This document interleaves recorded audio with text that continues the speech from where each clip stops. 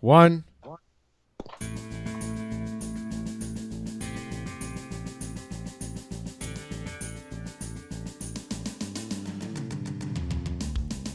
Good day, everyone, and welcome to episode 11 of the HJC podcast, powered by HockeyJerseyConcepts.com. I'm Ryan, your Saturday writer and blog admin. Joining me today, a small group of writers, but we have Sean, Monday's writer. How's it going, Sean? I'm feeling zesty. All right. And Friday's writer, TC. How's it going? It's going well down south. How about you? Freezing our Ghiblies off up here in the snow, eh? Tell you what. So we have a great list of topics. We're going to do our Canadian outdoor jersey tournament. There's 13 jerseys. We're going to go around the league. Of course, we're going to play fake or authentic. And then we're going to check out the HJC mailbag for your questions. Let's get started.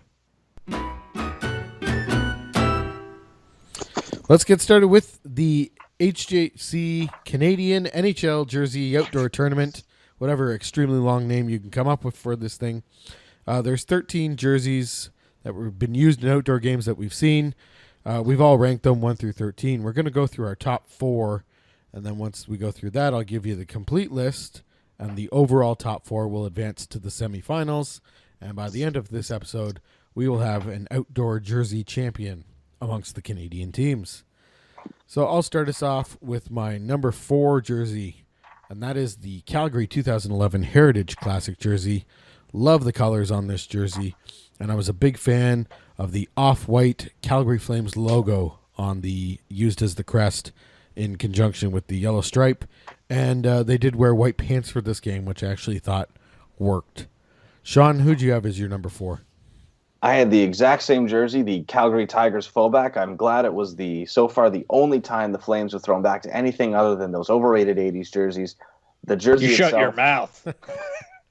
The jersey is extremely high quality. If you own one, they are rare at this point, but the very thick collar lacing, the metal nuts on the collar lacing inserts, as well as the beautiful felt logo, make this a jersey anyone really should try to own.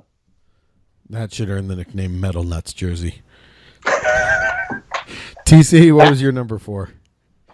My number 4 was the 2016 Montreal Winter Classic jersey. I love the white jersey with the chest stripe. I love the lighter shade of blue that they used, the older looking logo. The fact that they had patch in the arm striping. And I'd say the real clincher for me was the rounded, more sweater-like collar. All right, number 3 on my list was the Vancouver Canucks 2014 Heritage Classic jersey. My favorite part of this jersey was the stripes running all the way up the sleeve and the lack of TV numbers. And I just thought that looked really, really sharp. Sean, what was your number 3 jersey on this list? At number 3, I had a very recent jersey, the 2017 Centennial Classic jersey that the Leafs wore. At first, I was very skeptical that the Leafs could pull off anything with a chest stripe, but the addition of silver, the beautiful way that they did the logo with the silver veins on the leaf, the blue numbers on the back, as well as it being a really good game to watch, this jersey has become the Leafs jersey that I wear the most, and I think it's something that if the Leafs were to adopt it as a full-time alternate, I would not be totally against it. Good stuff. TC, your number 3 jersey.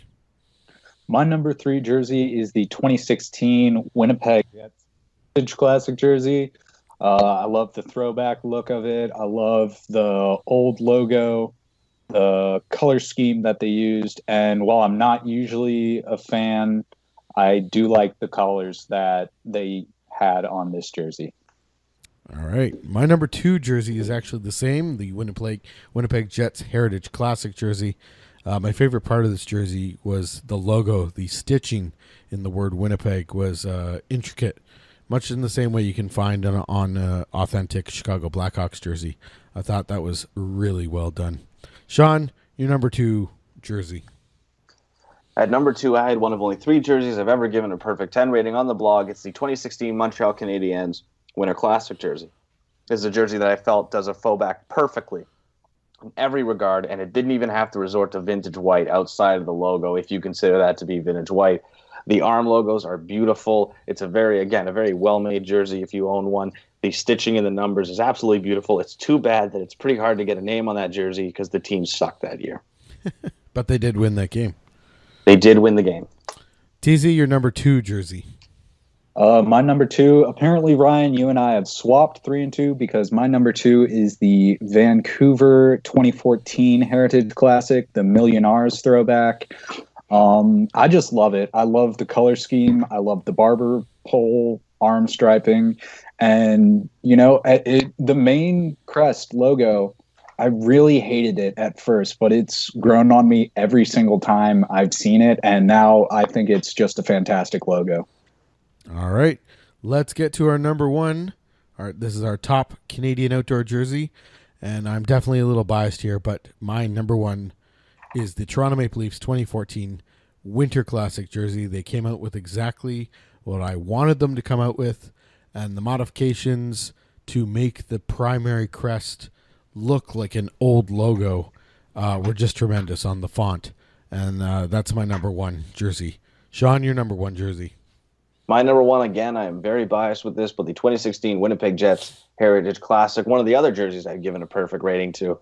While it is a direct throwback, and I tend to sort of give points to teams that are more original with their jerseys, the jersey itself is just absolutely gorgeous. Particularly the logo itself has that beautiful chain stitching pattern in the script. It's something that I think Winnipeg Jets fans had wanted for a while, and something that I think should be an alternate right now. Don't know why it isn't, but the darkening of the colors is absolutely beautiful, and it was nice to see the Jets throw back to the original Jets for the first time. And TC, your number 1 jersey. My number 1 for the Canadian outdoor jerseys is the 2011 Calgary Flames Heritage Classic. Once again, with the barber pole striping on the arms, I think the chest stripe was done well. The off-white pants, like Ryan said, look great. And I just think it was a fantastic look overall and worked perfectly as a faux back for the occasion. Excellent stuff. Well, that was our top 4 Canadian outdoor jerseys. We also asked some of the writers to send in their lists, and I took everyone's list and accumulated the results. And so now I'll run down the final results, and of course the top 4 will move into our actual tournament bracket, if you will. The number 13 jersey was the Montreal Canadiens 2011 Heritage Classic jersey. This was their white jersey where they did absolutely nothing. People were expecting them to do something, and they just came out with a boring direct throwback. It was actually the exact same white jersey that they were already wearing that year. Number 12 was the Montreal Canadiens 2003 Heritage Classic. This one, they did add a white collar and laces, but it wasn't as new jerseys have come out. Obviously, this jersey moved down the list, and being 14 years old and not too much different from what we've seen already, its popularity hasn't grown. Number 11 is the Montreal Canadiens NHL 100 Classic jersey, which we will see on the ice tonight, Saturday. Number 10, the Edmonton Oilers 2003 Heritage Classic jersey. Number 9, the Ottawa Senators 2017 NHL 100 Classic jersey. Number 8, the Edmonton Oilers 2016 Heritage Classic jersey, the orange one. Number 7, the Toronto Maple Leafs 2017 Centennial Classic jersey. Number 6, Ottawa's 2014 Heritage Classic jersey. And number 5, Montreal's 2016 Winter Classic jersey. And that means our top 4 is as follows. Number 4, Toronto's 2014 Winter Classic jersey. Vancouver's 2014 Heritage Classic jersey. Calgary's 2011 Heritage Classic jersey. And the number 1 jersey, as ranked by our writers, is Winnipeg's 2016 Heritage Classic jersey. So in the semifinals, Winnipeg's Heritage Classic jersey will go up against Toronto's Winter Classic jersey, and Calgary's Heritage Classic jersey will go up against Vancouver's Heritage Classic jersey. That's coming up later in the podcast. The HJC podcast every Saturday, 4:30 p.m. Eastern on HockeyJerseyConcepts.com. Right now we're going to go around the league, and I'll start us off being a Leafs fan, covering the Toronto Maple Leafs. And since we last did this feature, they had a Saturday night win in Pittsburgh They went up 3-0 and almost blew it, but they won the game 4-3. And the next night, they shut out the Oilers with Curtis McElhaney, their backup goalie, playing in net 1-0. Of course, Austin Matthews has been out for the last 3 or 4 games, and the Leafs have since lost 3 in a row. However, there's quite a buffer between the third-place team in the Atlantic, which is currently the Boston Bruins. Leafs lost to Philadelphia, Minnesota, and Detroit this past week. So we're just trying to hang on, wait for Austin Matthews to come back, but there's speculation that it might be a concussion, so the Leafs might want to get it together and not necessarily be waiting for the savior to save them. Sean, how's it going with Winnipeg in the past week? Not great. I have a feeling the team is a little fatigued. This week we saw an overtime close loss to the Tampa Bay Lightning, a win in Vancouver, and a similar loss in Chicago, both games being 5-1. This next today, in fact, they are taking on the St. Louis Blues, and tomorrow they will also be taking on the St. Louis Blues in a back-to-back home and home. So far, we've had some good scoring when they win and bad scoring when they lose. And on top of that, we're still waiting for Steve Mason to make his return to the ice, to which we can blame him for everything. And TC, how's it going with the Broadway Blue Shirts? The Rangers have had a pretty decent week. They were 2-2. They won some games by pretty hefty differentials to the Devils and the Kings, but lost 2 close ones to Dallas and Ottawa. Silver lining in that is that they are now in 4th place in the Metropolitan, 4 points behind the 3-way tie for number 1 between the Blue Jackets, Devils, and Washington. And they have hopped over Pittsburgh and New York. So Beepo, Steve, and Phil, sorry but not sorry. Love the rivalry between the Raiders on HJC. That was Around the League. Just a little update on all our favorite teams, and it changes every week depending on who's on the show. So that was good stuff. Except for the Toronto Maple Leafs, you get an update every single week because I'm here. Whether you want it or not. You want Maple Leafs updates in your life because everyone loves the Maple Leafs. It's clear. It's obvious. You need the Maple Leafs in your life. You sound like TSN. Toronto Sports Network, right? All right. It's a good time now to move on to the semifinals of our Canadian Outdoor Jersey Tournament. Let's start off with the number 1 versus number 4 matchup. The Winnipeg Jets Heritage Classic jersey, our number 1 seed, going up against the Toronto Maple Leafs Winter Classic jersey.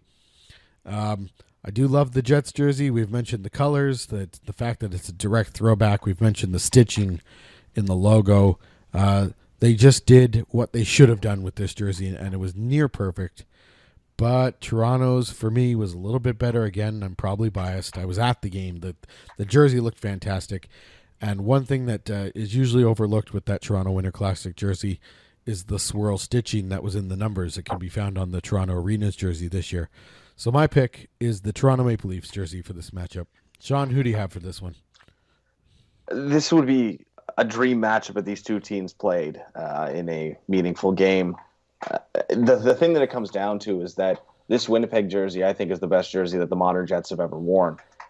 For me, my favorite Toronto throwback would have probably been something sort of the Teeter Kennedy era jerseys, maybe sort of the Arenas throwback. The thing is that both jerseys are beautiful, but Toronto picked a throwback that isn't particularly my favorite thing for them to throw back to. Well, Winnipeg picked probably the best jersey they could have thrown back to, aside from a direct 1990-96 white jersey.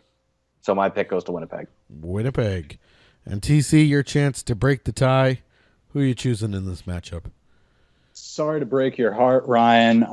As much as I love the look of the Maple Leafs jersey, I think it gets a little too much credit.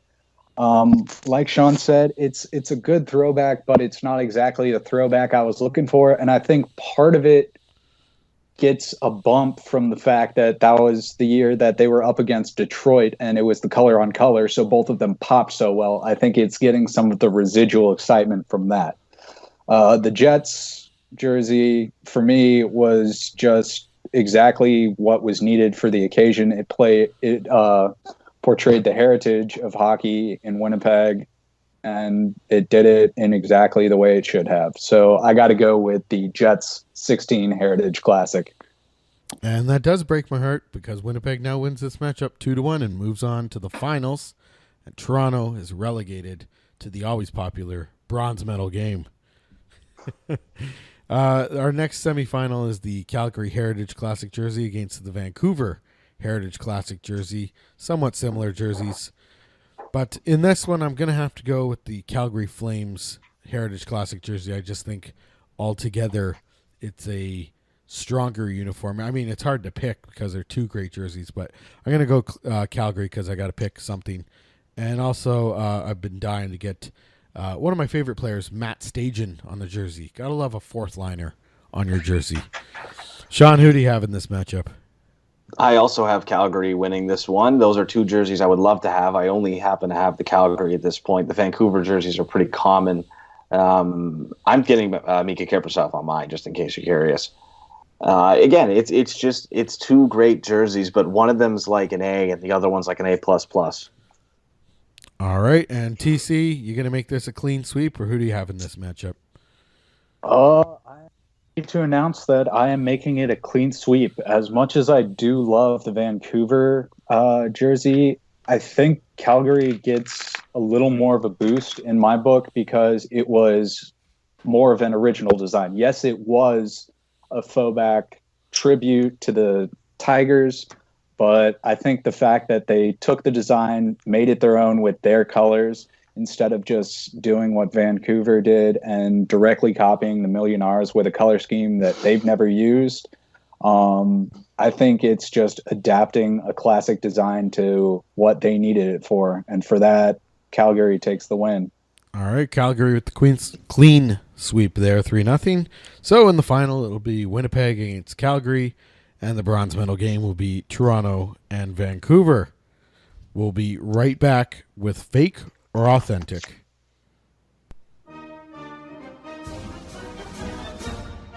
Voting is your American right and responsibility. Wait, you're Canadian? Voting is your Canadian right and responsibility. Either way, vote for the concept of the week here at HJC. Every week there's a new vote on the right-hand side of the page in a black box. Just click the concept you wish to vote for and boom, you're all done. Results posted every Saturday at 4:30 with Ryan's weekly recap here at HJC.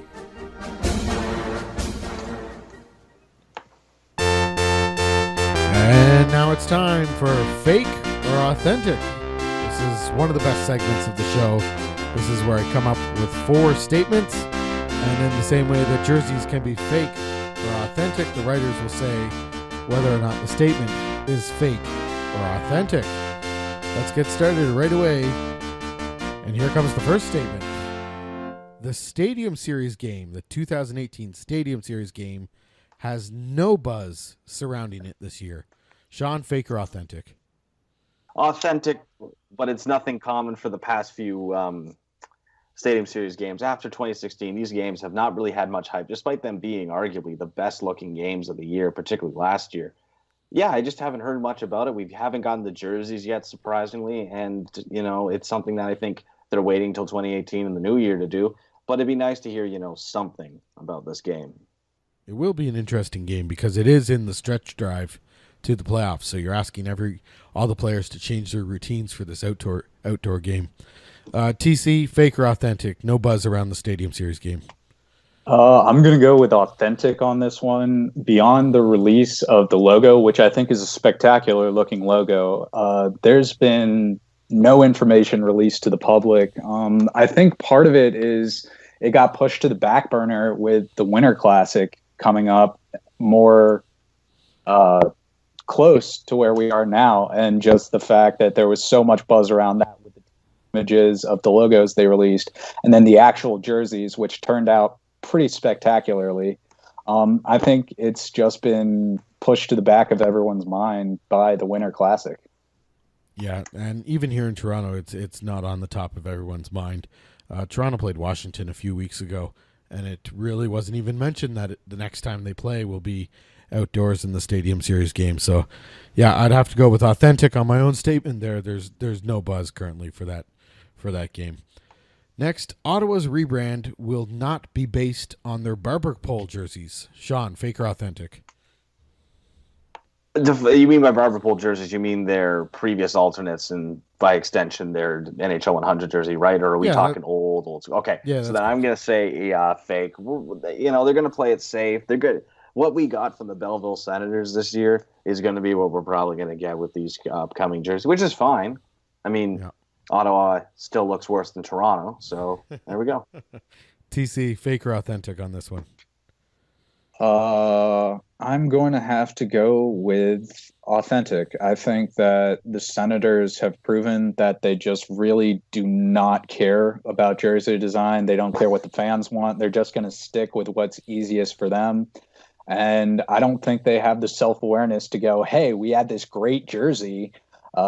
People loved it, bought it, pretty much sold out everywhere. But let's not move to that for our main set. Let's give them a crappy forward-facing Senator and some weird, stocky arms. That's what'll get them going. You know what I think we're going to get? I think we're going to get a white version of the swoop jersey that was worn from 97 to 07. Oh, no. Like the Patty Lalime era jerseys. We're going to get the white version of that. I don't know if you've ever seen a mock-up of that, but they're absolutely disgusting. No. We're going to get a red and black turd burger.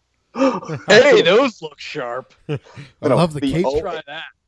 The 08 to 2011 Sens alternate. But instead of being an alternate, they're all going to have Pascal Leclerc's name on the back, okay? They're going to have his face in a Senator's outfit. They're going to promote it as we're going back to our roots, and everyone's going to think it's a barber pole jersey.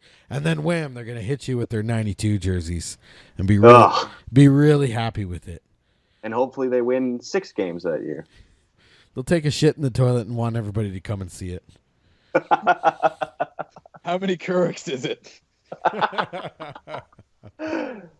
All right. Our next statement. Vancouver will keep the blue and green color scheme for at least 25 more years, a quarter of a century. Sean, fake or authentic on this one? I hope not. I'm tired of it at this point. Not that I don't like Vancouver in its classic colors, but as someone who grew up in the Navy era, damn it, I want the black, red, yellow back. And I want it now. I want scale on a plate modernized. I want a flying V alternate. Let's go, because they were good then. Well, they changed their jerseys enough, so that's why this statement comes up. TC, fake or authentic? They're going to keep blue and green for 25 years? I'm going to go with authentic. I think they've gone back to their roots with their original colors, and I think they've found an identity that they like. Like, they own the green and blue. There's no other team in the league that has that color scheme. It's theirs. Seattle. I said in the league, jackwagon. Okay, but I want to bring up a point here. The Canucks only wore blue and green from 1970 to 1978. They rocked black, red, yellow from 1978 to 1997. Okay, yeah, that's 19 years. They went back to their roots. They're just getting to the same period. And on top of that, we're talking 2 Stanley Cup appearances and one where they didn't lose to the friggin' Bruins. Okay, but can you tell me the ownership group is never up on that garbage Orca logo because it's self-serving, their original name. I don't care what they've changed it to. They'll always be the Orca group to me because that's the only reason they have an Orca as their mascot is to be, hey, we bought an NHL team. And so they're not going to get that in the same color scheme that they had the spaghetti skate logo. And that's why they're sticking with green, white, and blue. If they want to keep the Orca logo, they'll do it in the best way possible. And that's going back to the double blue, maroon, and silver. Because those were the ones where the whale actually looked halfway decent. It didn't have that stupid Vancouver script arched over the thing that looked good for a couple of years. I'm not going to argue with you. I'm a 90s kid myself. I grew up with those. I loved those. Oh, but I just don't see them going back to it. Oh, I am not a 90s kid. I am an early 2000s kid. Oh God. Yeah, I know. You're dang terrible. Millennials. Oh, I think I like to think I'm post-millennial.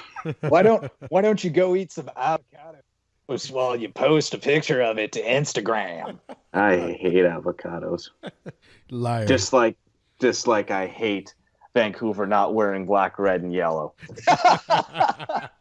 Well done. Well done.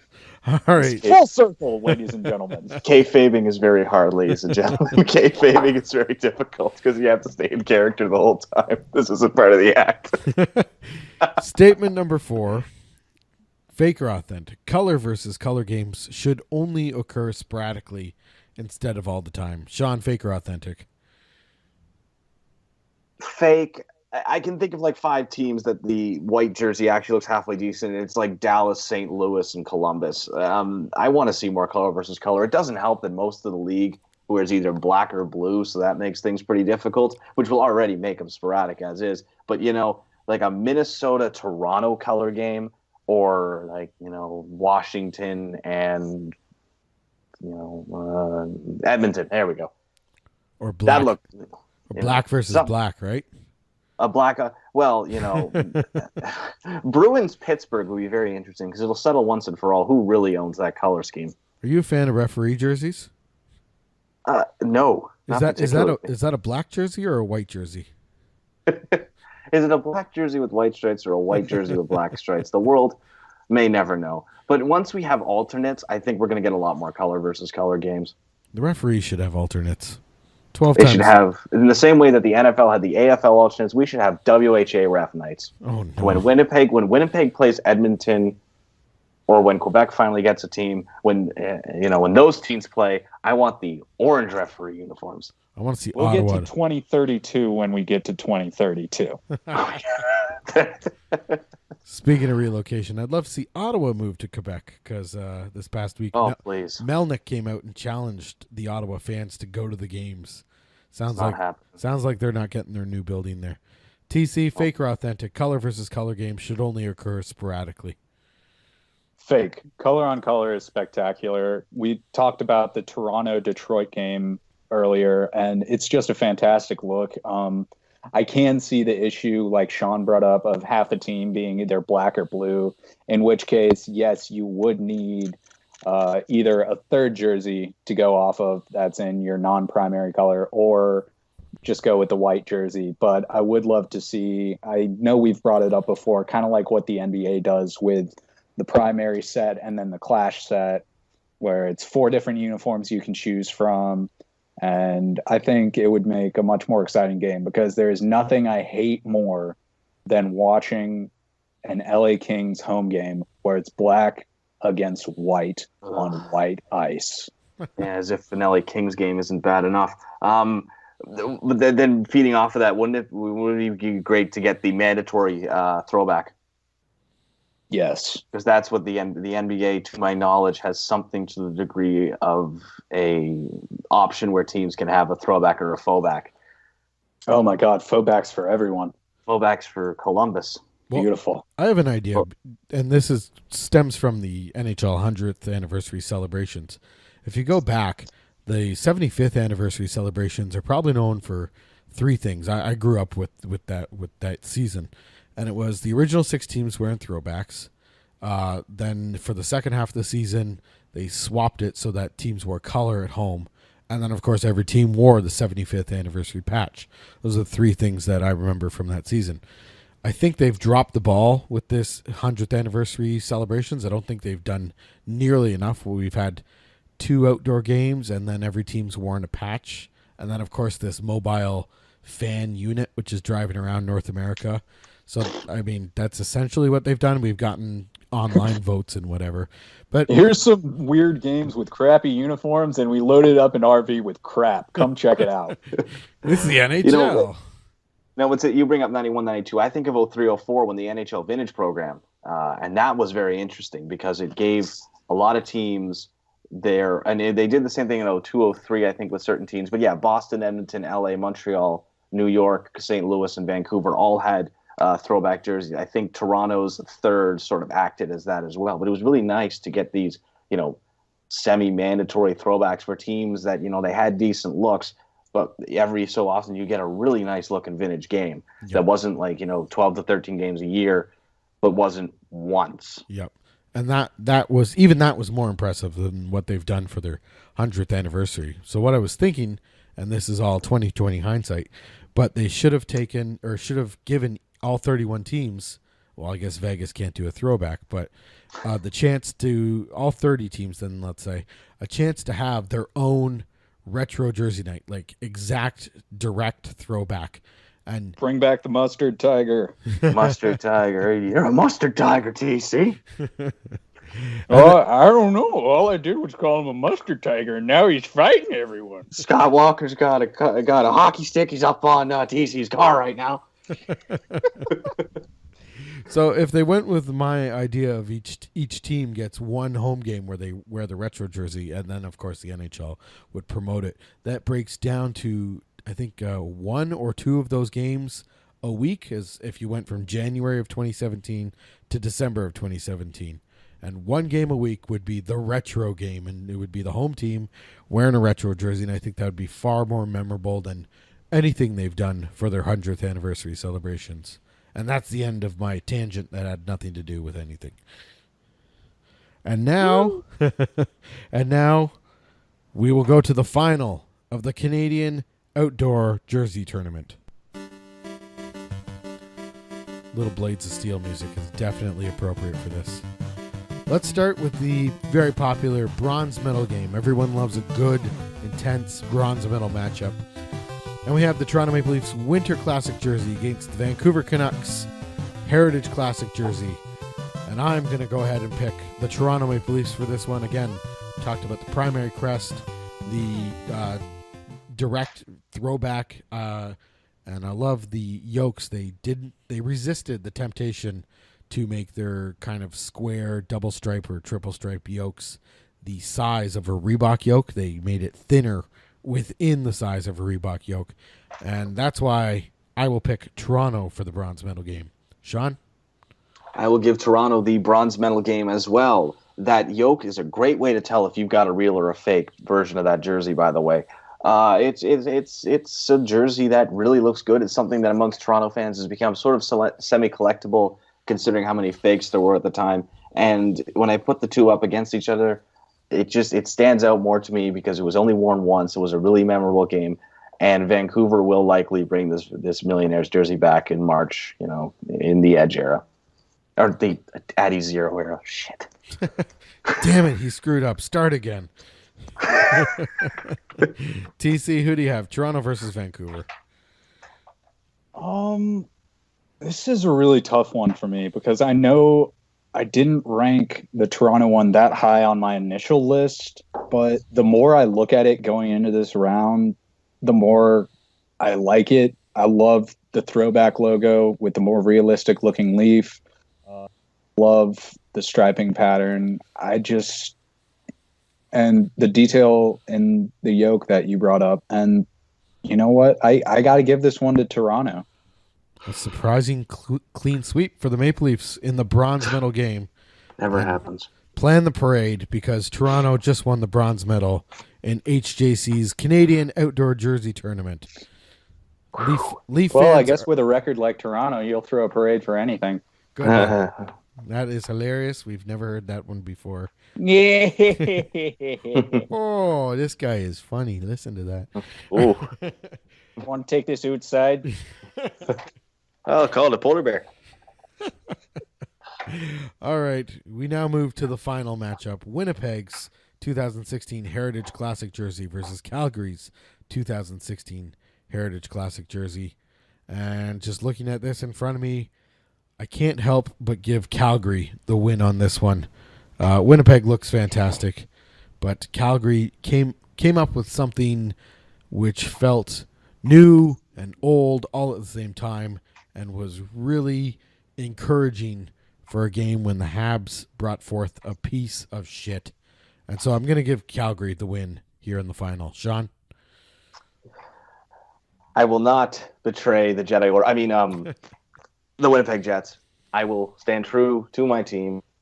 I can honestly flip a coin with this one. Calgary made such a good jersey. Winnipeg did the obvious but beautiful throwback. The chain stitching wins it for me. I love the felt logo, but just to see that chain stitching up close, and on top of that, I have a toque from that game. and it is the most comfortable thing I have ever worn. So, Winnipeg, you get my vote. Well, you got to keep your melon warm with the toque. TC, who do you got in the final?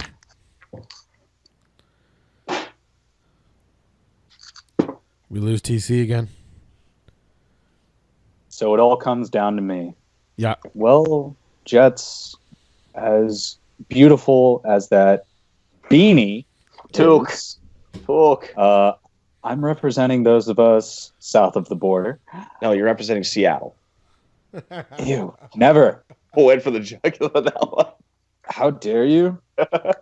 You know what? Just for that, You were going Calgary kidding. the whole time. not just for that. I got to go Calgary. I love what the Jets did. It's a fantastic look, but it's one we've seen before. I have to give it to Calgary just for the ingenuity of it, in that it was, granted, it was based on an old design, but like I said, against Vancouver, they made it their own. They brought in their own color scheme, and those tan pants, I usually hate light pants. They made it work.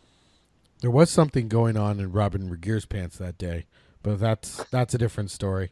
Look it up. He was just happy to see you. Just out of curiosity, TC, if you had one, because I'm getting Kippersoft, Ryan is getting the beautiful man himself, Matt Stajan. Who would you get on that? On the Heritage Classic? Yes. a Calgary. Again, jersey. Ugh, Normie. dude, I'm sorry. When I think he is eponymous for the Flames. Like when I grew up and the Flames were a joke of a team, he was the only person who you knew on that team. You take back everything mean you said about Roman Turek. You apologize to Roman Turek. Who was the I'm just backup kidding. goalie? I don't know. Who was their backup goalie? It's completely before irrelevant. Kippersoft? No, during Danny that Saber. game. During that game, who backed up Kippersoft? Oh shit! Not that it matters. I couldn't even That's tell fine. you who was backing up Price for that game either. Backing up Price at that point, it might have been Guerin. And Price had the Jacques Plante mask or That was nice. painted mask for that. Okay, here we go. Which The people I heard backup. it was- Oh, I heard okay. it was some hoser named Hazlitt. Oh, he's a good one, eh? Oh, that was, A okay, little so tough the moving backup him around for the crease, Montreal but was Alex Ald. oh, Alex Ald. What a beauty! What a beauty! Canadian Full journeyman. respect to him. True journeyman is right. Okay, here's a name that those of you might have forgotten. He is currently in the KHL with. I need to see this in Russian. Yeah, screw it, I can't pronounce it. The Snow Leopards. Henrik Karlsson. I don't even remember him. Henrik Karlsson played a total of 26 NHL games, went 5-9-8, with a 2.79 GAA and a 905 save percentage. In short, like Frederick Sustrom, the Leafs probably made an offer for him. That's a very, very non-memorable name. Congratulations on that guy for playing 20-plus NHL games and not one of them being memorable. Good for him. All right, let's open up the mailbag and see what we got inside.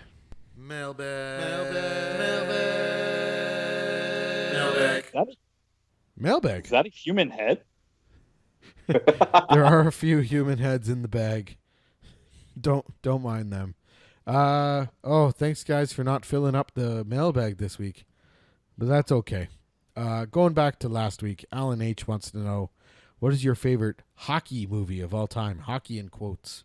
I don't know why, but what's your favorite hockey movie of all time?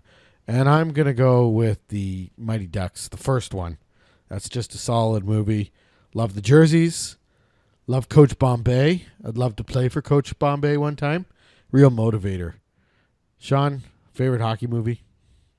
You know, being the youngster here, I didn't grow up with the Mighty Ducks movies. In fact, I watched the first one for the first time this summer. I'm not even joking about that.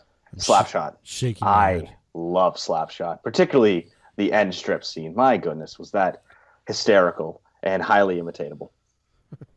TC, favorite hockey movie? I have to ask you guys on this. Are we talking hockey movie, or are we including documentaries in this? A documentary, sure. Go with anything. If we're going documentaries, I have to say you can still find it on Netflix. The Ice Guardians. It's a fantastic fantastic documentary. It goes back and name an enforcer that you remember from the last 20 years, and they are in this movie. It explores the mindset, the physical toll on and off the ice. It talks about the toll it takes on their life, and like the fact that it's getting faster.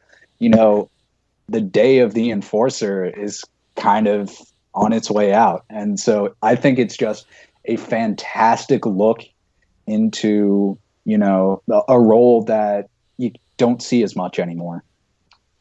Yeah, absolutely. I do have to check that one out. And another one that I always suggest people check out, it's a little dated now because it was made about 12 years ago. But it's Hockey, A People's History. And it aired on CBC. It's a Canadian production, but it's still really well done. If you can manage to get your hands on the box set, Hockey, A People's History, do it. It's a fantastic in-depth look at the history of hockey.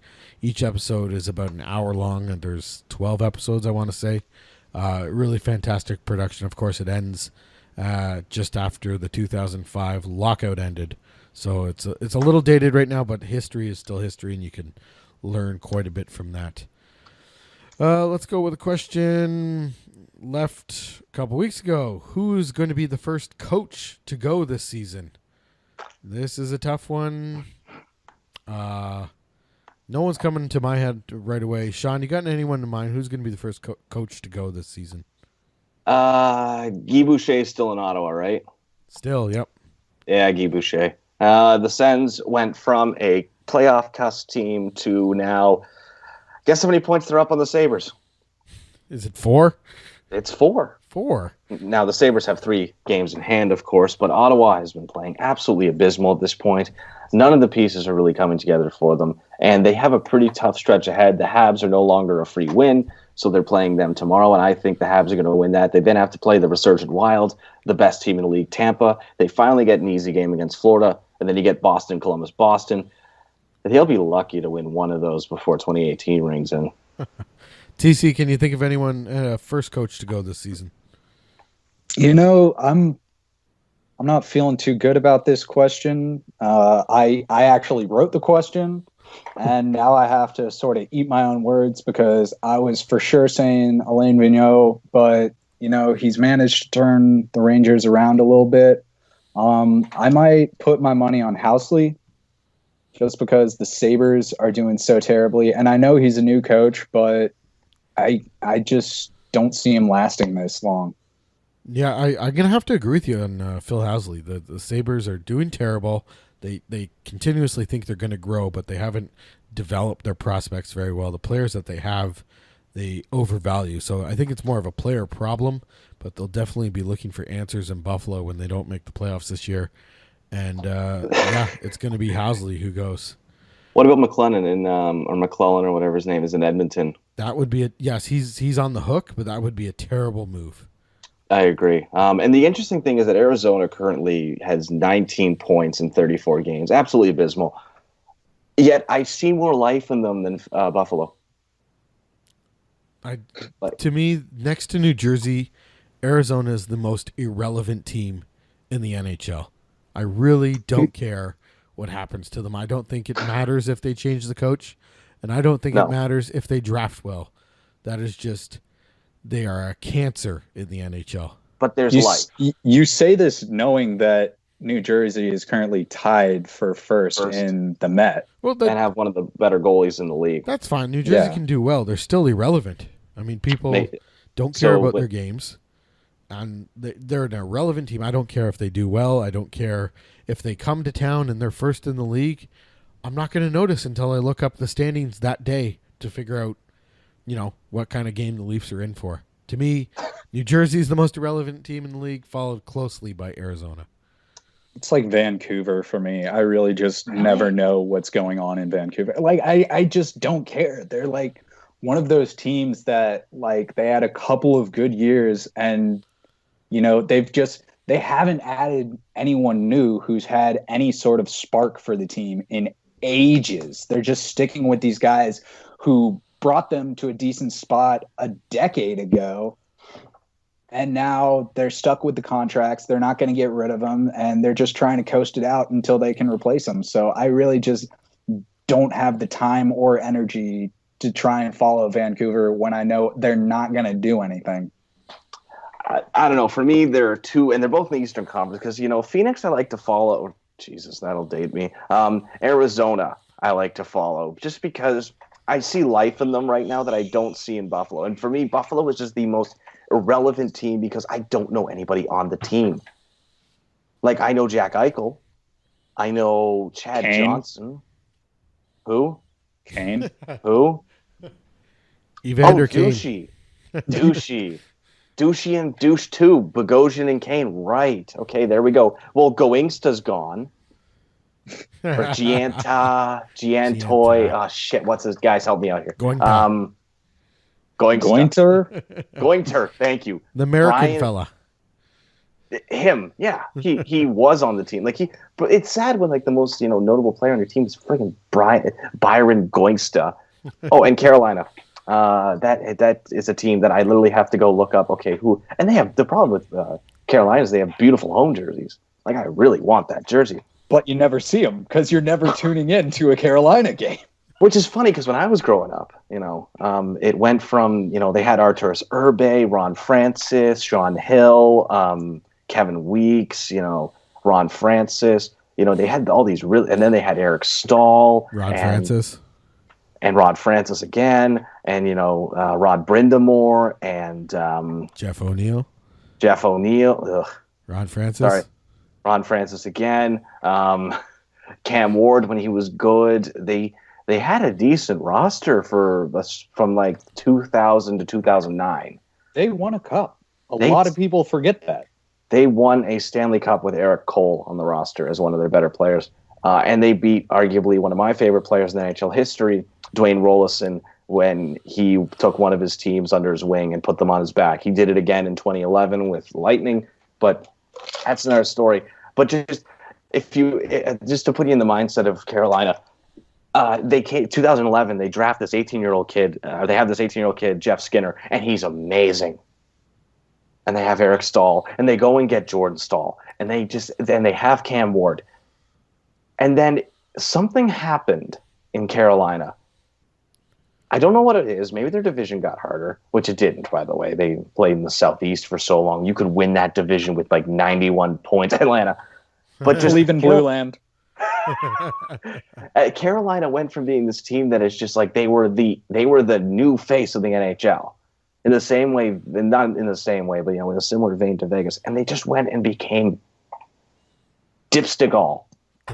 To now, they're at the point now where it's who's Victor Rask? You mean that goalie Edmonton had with Jonas Gustafsson and Nikolai Khabibulin? No, that's Victor Fast. Sebastian Aho? Who's he? Exactly. Yeah, they live. They live in obscurity. Have Darling. Who? To tell you how much I kind of like the idea of the Hurricanes being good, I have an 2009. This was the year that they chased Pittsburgh to the conference finals. 2009 conference quarterfinals when they took on New Jersey in the series. I think Ryan's going to call the irrelevant series. I have this puck because I liked that 2009 team so much. I was okay. I just remember them being this team of ragtag nobodies that could do stuff. I didn't know people actually bought those pucks. I always saw. So just you? You got a whole case of pucks sitting around from famous second round playoff series? That's actually, he just looked inside his mattress at university, and that's what it was stuffed with. All right, I show off my pucks. Okay. So to give you an idea, this is along there with a... Okay, everyone, put your seatbelts on. Here comes Sean's puck collection. That's right, it's puck collection. This should be its own episode, but it's not. Please show it off for all the viewers watching at home. Let's see your beautiful pucks. Toronto Roadrunners game-used puck. Oh, look at that thing. That's a game-used. For those who don't remember the Toronto Roadrunners, they were Edmonton's mediocre AHL affiliate in 2003-2004 that nobody in Toronto cared about. These are pucks we're talking about, folks. Pucks. Go ahead, Sean. A random 2007-2008 Blues puck. St. Louis Blues. That's a puck, wow, too. that's a beauty. Yeah. Not Minnesota. A Manitoba Moose IHL game puck. Ooh. That's a good one. It's a puck, too. That's good. A Fisherman puck. New York Islanders, Fisherman puck. And Now, then correct me if I'm wrong, but that one looks like it's made out of black rubber. It's made in Slovakia, so you know it's real thereby. You should put it in a okay. baggie and protect it. I should get collector. one of those puck cases because you can't. It's not like you go to any hockey show and these are like $5 and you use them to keep the blinds closed. In the night when you want to leave the window open, it's a little windy out. And then I got 4 Toronto. Ryan might remember these. The arena exclusive pucks Or from exclusive. the SEC. Look at that. Look at that. Arena Look at this. If exclusive. you're looking, for those of you Everyone's watching at looking. Please show them to the camera. Everyone is looking. home, everybody is looking. We have the By St. Pat's and the inaccurate 67 Leafs logo. Excellent. as well as You know what you should do? Take some hot glue, put them next to your HJC boat sticker so that when you pull up next to the deck, the puck will keep it from scuffing up your boat. now the whole joke with this, ladies and gentlemen, to break character for a second, is that you can't see this. And in fact, you were listening to us make fun of the fact that you can't see this and the fact that we have taken time out of the podcast that you can't see this. But I want to bring up a point here. I have the World War II Toronto Maple Leafs puck. Now this is at a time when Berkey's Doghouse was a thing, at least, and Veska Toskala was the starter. But apparently, according to the Leafs, the World War II happened in, guys, can you read out that year? Oh, World War II, of course, lasting from 1933 to 1934. World War II. It was a minor skirmish in 1933, according to the Toronto Maple Leafs puck department. That was an in-arena exclusive. So this means As a that history major, that made a little piece of me die inside forever. So they put the wrong logo on 67. They put the wrong year for World War II. And the St. Pat's ones, who cares? Because everybody on that team is dead, and you can't name a single player on it other than Babe Dye. If you can, good for you. I only know Babe Dye because he wore like a hat when he played goalie or something. Not to disrespect the St. Pat's, rest in peace. Might have been a thick hat. I don't know. Well, thank you for that terrific journey into your puck collection. I really appreciate. You are without a doubt the only person I know who has a puck collection. I mean, I have a puck collection, but they don't have designs on them, and they're in my hockey bag. And then for shinny hockey, I take them on the ice and I leave them there so that people can keep playing the game of shinny, eh? So my puck collection slowly depletes. But you got yourself a nice one there. Just get yourself a few cases or some baggies. Oh, you got about 10. That's good. That's good. And you protect those things, okay? They'll take you far. This has been Jets Puck. This is a new series we're starting. One time only. This is. You're sitting on your nest egg there, right there. That'll take Jets you through Puck, retirement. Also known as Sean's Rubbers. This one joke is extended to something so beautiful. I love this. Let's open up the drawer and see what kind of rubbers we got today. Oh, this one's from World War II. Oh, this one's Trojan. Senators. For those of you who aren't getting the video podcast, please make sure your monthly subscription fee of $19.95 is paid in full to hockeyjerseyconcepts.com. Yeah. If you want to see the video of this, please send us money. Any amount will do. Half of it involves Jets and TC fiddling with their headphones, fixing their hair, putting toques on, and making faces. Coming soon, the video version. Basically, we just mute our mics and everyone else who's talking. Sometimes we do this, but you can't see it because you didn't purchase the video podcast. You got to purchase the video podcast because every once in a while, Beepo's mom walks into the room. Okay? And she checks in on Beepo to see how he's doing, seeing if he needs a top up on his PBJ. And then she leaves. Just as quickly and quietly as she came into the room, she just leaves. And But you know who isn't quiet? Oh, Beepo's chair. Goddamn squeaky chair. You'll meet such classic characters as the squeaky chair, Jet's pennant, TC's Buff-a-Slug dog, and Ryan's ever-changing jersey collection behind him. Yeah. So definitely pay for the video podcast if you can find the secret link on hockeyjerseyconcepts.com. You just send us some money. Just stuff some cash in an envelope. We're okay with coins, too. You go ahead and do that. And you send it to HJC, and you get the special podcast video. And it's a tremendous time. It's really something you want to enjoy. Sometimes you get Steve sitting right by the TV, and you can see the glow on his face. And then when he talks, you can also hear the TV. So that's good too. Sometimes his phone also rings in the middle of the episode. so it sounds extra good. And But sometimes, if you're really lucky, Jets will attempt to make, that is Jets, that is Sean, will attempt to make a gingerbread house in the middle of the podcast. that was and a hold it holiday up special. for all of you to view. And in the process, it will fall over, and I'll shout, "Oh shit, my gingerbread house fell over." But you missed that. And as an added bonus, Sean doesn't wear pants. And That's why we have to charge. on real special nights, sometimes someone lays awkwardly in a bed with the lights down low, and it gets real creepy for no reason. So be sure to subscribe to the HJC video podcast. And it's getting real creepy in here right now, folks. You should have ordered the video podcast. You were missing Oh it. yeah, and Well, wow. that seems like a good place to end it right there. What can I say? Sean, TC, thanks for joining us. Always a pleasure. Oh, it was. It was a real big pleasure over on this side of the microphone. A couple of reminders for all the listeners, if you're still there. New Jersey Devils vote is going on this week. We also got concept of the week and what have you.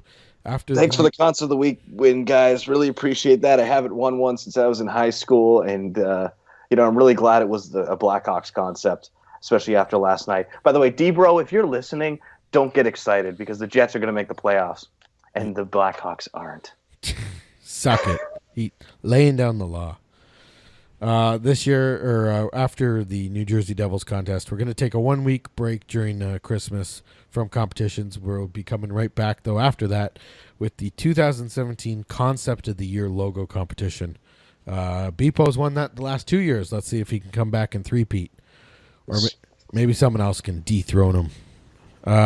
If Steve was on the podcast, this is the part where you talk about the Jersey casual shirts. Can I talk about him? Sure, go ahead. All right, so basically, guys, if you celebrate a holiday in December, we don't care what it is, Christmas, Hanukkah, Festus, Kwanzaa, Baxter Day, whatever you want it to be, okay? We have designs for every NHL team, including some, they don't even make them anymore, friggin' Atlanta, friggin' Minnesota North Stars.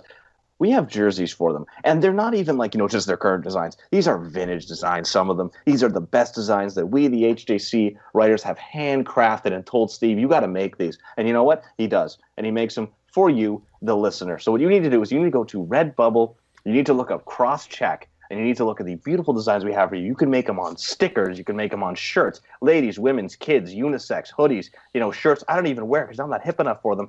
You get to wear them. And you get to rock it proud because you rock Jersey casual. Because some days it's too hot for a jersey. Some days you got to wash your jersey. You need something nice. Rep your team. Rep the blog. That was better than a sham wow sales pitch. That was fantastic. And there are no dead hookers. It's always a good episode when you end up with 0 dead hookers. And also stickers are available. HockeyJerseyConcepts.com is where you can find the shop link to find those links to purchase those items. You can subscribe to these videos, podcasts on YouTube. Also, if you like the episode, and we know you loved the episode, leave a thumbs up. It helps spread the word. Also spread the word amongst your friends all around the internet. Let's get some people listening to the podcast and checking out hockeyjerseyconcepts.com. And if you want to get involved in the multitude of topics we talked about today, please leave some comments on the blog, on the YouTube channel, whatever you got to do on hockeyjerseyconcepts.com. And for everyone here, we hope you enjoyed your giant platter of Southern fried boner sandwiches. Goodbye, everybody.